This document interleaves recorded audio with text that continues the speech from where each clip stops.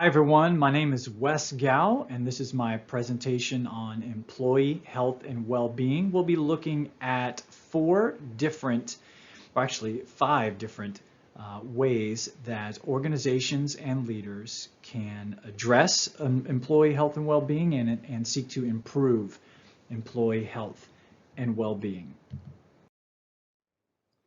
First one that we're going to look at is reducing job stress. And the main point here is that relational connection at work can decrease job stress.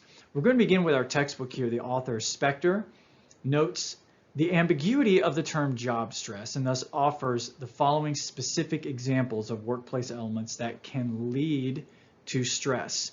And these include, number one, role ambiguity, role conflict, workload, telepressure, or different pressures that an employee can experience in teleworking situations.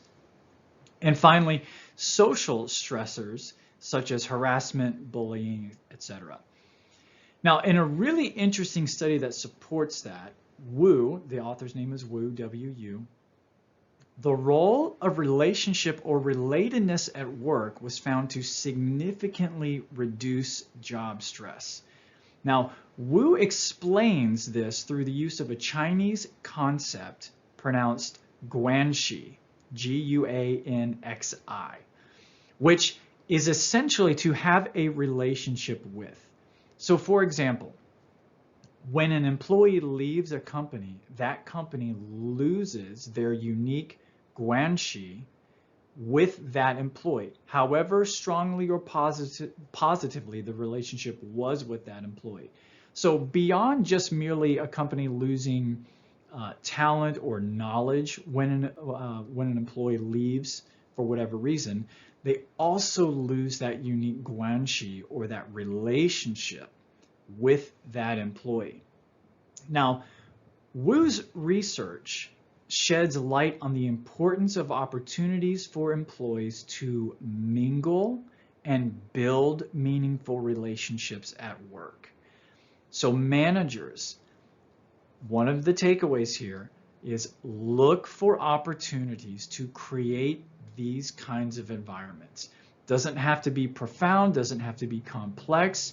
It can be over coffee, breakfast, lunch, after-hour social events, whatever works for you in your context. But just know that relationships at work matter and that they can reduce job stress, even for virtual teams. Find a way to include some kind of an icebreaker, either at the beginning or at the end, somewhere in a presentation or a meeting, anything that generates personal learning and sharing, employees getting a chance to learn more about who the other person is, who their teammates are outside of this work environment. That can be really valuable. Now, Scripture addresses stress by encouraging believers to release their anxiety by trusting in the nature and truth of the Father. Be anxious for nothing. Philippians 4, 6, and 7. And furthermore, God himself exists as or in relationship as Father, Son, and Spirit. We're given those kind of insights, especially in the New Testament. And this relatedness of God supports the previous point that relationships are critical in managing stress.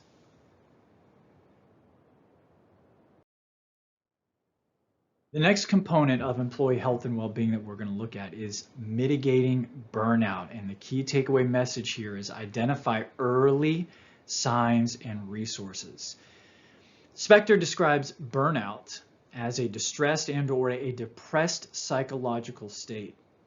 And there's an additional study by some authors in 2022, and they identify 4 main symptoms of burnout. And these include exhaustion, mental distance, emotional impairment, and cognitive impairment. By the way, I'm going to show all the resources at the end here. This particular author's name is really challenging to pronounce.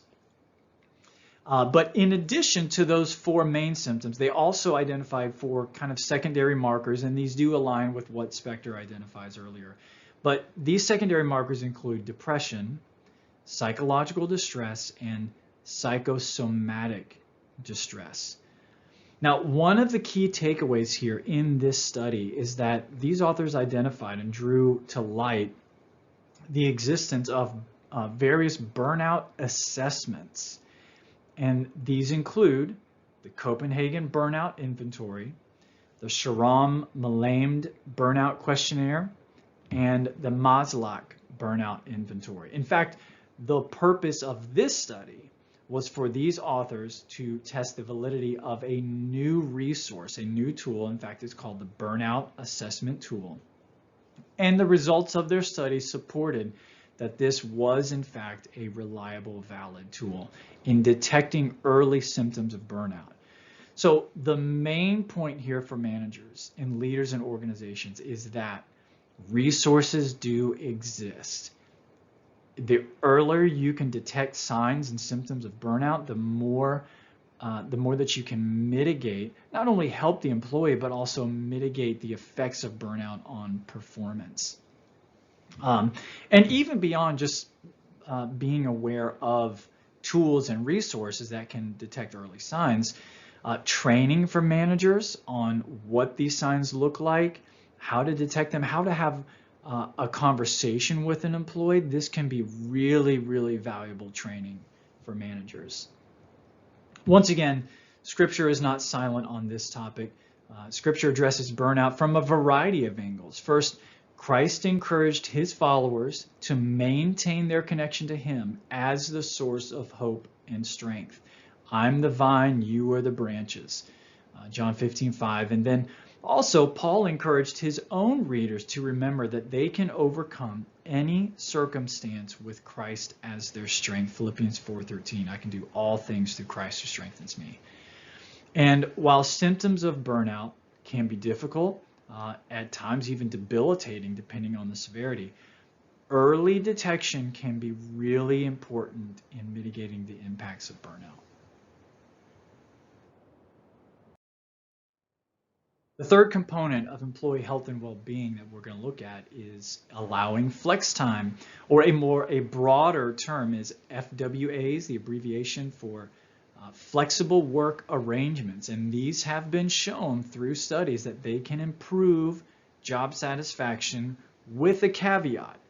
And we're going to address that. Spector defines flex time as that which allows employees some degree of agency over when work is accomplished. Now, another study by Dilmagani goes further to define flex place as essentially telework. And what he means by, what the authors mean by that is, in flex time, the employees have some agency over when the work is done. In flex place, employees have agency over where the work is done, what context the work is accomplished. And both of those together are examples of FWAs, flexible work arrangements. Dilmagani conducted a study involving the effects of both flex time and flex place on employee well-being. And results of the study indicate strong benefits of both flex time and flex place on well-being. However, here's the caveat. The negative consequences of FWAs, depending on how broad those are in your company, is that they can reduce the social interaction at work, which is what we talked about in the first slide. That concept of relatedness, relationships mattering at work. And so if the FWAs are really broad and there's a lot of agency allowed, you have employees coming and going at various times, obviously that's going to limit the relatedness and relationship. And so key takeaway from managers is to try to find that balance. When it's appropriate, allow some agency on your teams, on your employees, for whatever FWAs look like in your context, but also keep in mind, try to balance that with opportunities to build relationship and connection. Now, Scripture speaks to this in a variety of different ways. First, is King Solomon writes in Ecclesiastes 3:1 through 8 that there's a time for everything, a time to work, a time to rest, a time to live, a time to die. And initially, that might suggest a delineation of tasks. However, the reality is in our Western 21st century society, we appear to be actually increasing in the overlap of work and personal life, not in the delineation of tasks. But I think an important follow-up point here is that even Christ himself made sure to take time to recharge his mind and body. The Gospels record several different times in which Jesus withdrew from the crowd, took his disciples away from the crowd, and just spent time in prayer, spent time with themselves. As we know, Christ went into the desert for 40 days before his actual ministry here on earth began. And so that kind of time is important. And that can be allowed and utilized in things like flex time. So when appropriate, find opportunities to provide agency, but also balance that with relatedness. The next topic we're going to look at here in improving employee health and well-being is the idea of improving workplace safety. Big takeaway here for managers is that safety begins with leadership. There's some pretty interesting stats and data to begin with here. First of all, Spectre notes that accidents are the 5th highest cause of fatality in the United States. That's just accidents in general, not specifically workplace accidents. But Spectre goes on to note that the ever-increasing focus on workplace safety in the United States throughout the previous century led to a 90% reduction in job site accidents. That's fantastic news. That's the trend we want to see. However, even data most recently in 2018 still showed over 5,000 job site fatalities. That's here in the United States. And what's more is that non-fatal accidents are responsible for more than $1 billion per week for American companies. Another study by Liu et al. Showed that 88% of non-fatal accidents are attributed to unsafe human behavior. And Spectre identifies that employee compliance and company safety climate are critical factors to reducing accidents. And this is where this study by Liu et al. Comes into play here. Essentially, these authors wanted to study the relationship between leadership and job site safety. Specifically, they sought to understand the role of authentic leadership on safety behavior. Now, according to these researchers, authentic leadership is a relatively new concept, and it was first identified by Western academics. Authentic leadership is marked by a commitment to the leader's true self. Now, leaders who practice this are often, they're very transparent with their teams. They're often very self-aware, what they're good at, what their weaknesses are. And they often build strong, positive relationships with direct reports. However, the authors note that previous studies of the impact of authentic relationship on workplace safety failed to account for the individual's response to authentic leadership, or this is what Spectre identifies as the factor of individual differences on safety. Now, perhaps not surprisingly, the researchers found that authentic leadership did have a positive effect on safety compliance behavior.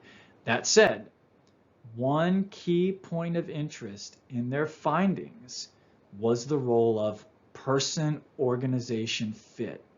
And this was a factor partially mediating the impact of authentic leadership on safety behavior.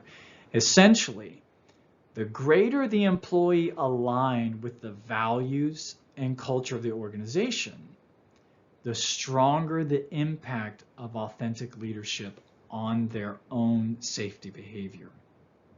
I think it's really interesting. And Scripture speaks to this relationship between leadership and compliance in many ways, but perhaps none more so than Christ's own influence on his disciples. In fact, John records the events of Jesus washing his disciples' feet and then charging them to behave likewise. And as such, all but one of his disciples committed the rest of their lives to the message of the gospel. And even that one, Judas Iscariot, Judas represents this factor of individual differences, individual response to leadership and circumstances. And so a key takeaway for organizations here on this point on workplace safety can be the importance of both leadership at all levels, as well as the importance of person-organization fit. Regular effective leadership training for managers and clearly communicating company values can improve safety compliance. Now, the final component we're going to look at here is my own personal recommendation of what can improve employee health and well-being, and that is managerial coaching. Key takeaway here, access to coaching can improve performance. Matsuo et al. Identified that employees who engage in critical reflection are able to challenge assumptions and beliefs in a manner that generates new learning and new behaviors.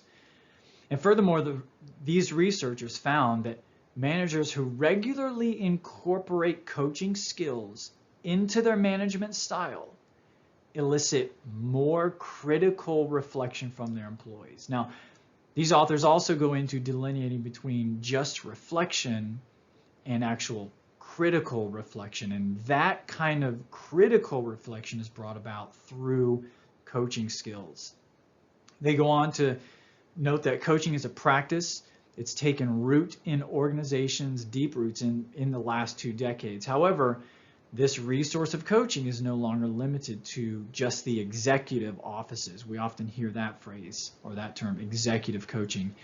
And studies show that benefits from coaching can be achieved all throughout the organization, up and down the hierarchy, up and down the management line. And as we previously discussed here, even Christ took time to pause, reflect, connect with his own source of spiritual power. That's the Gospels recording him withdrawing from the crowds. But even beyond this, Jesus often used evocative questions and stories to draw listeners into deeper connection with spiritual truths. For example, when the adulteress was brought before him by a crowd who seemed eager for condemnation, Jesus simply invited whoever was sinless among the crowd to commence the punishment of public stoning. That's recorded in John 8, 1 through 11. And for organizations, there's a myriad of options for how to incorporate coaching into the company culture. For example, managers could receive training on how to incorporate coaching skills throughout their management. Another option could involve hiring professional coaches as part of the human resources department that are available to support employees at either strategic levels or all levels, depending on the size of the organization. But finally, there are numerous third-party companies that exist to contract coaching services with organizations. So there's lots of different options here. But again, the takeaway is that access to coaching can improve well-being and improve performance.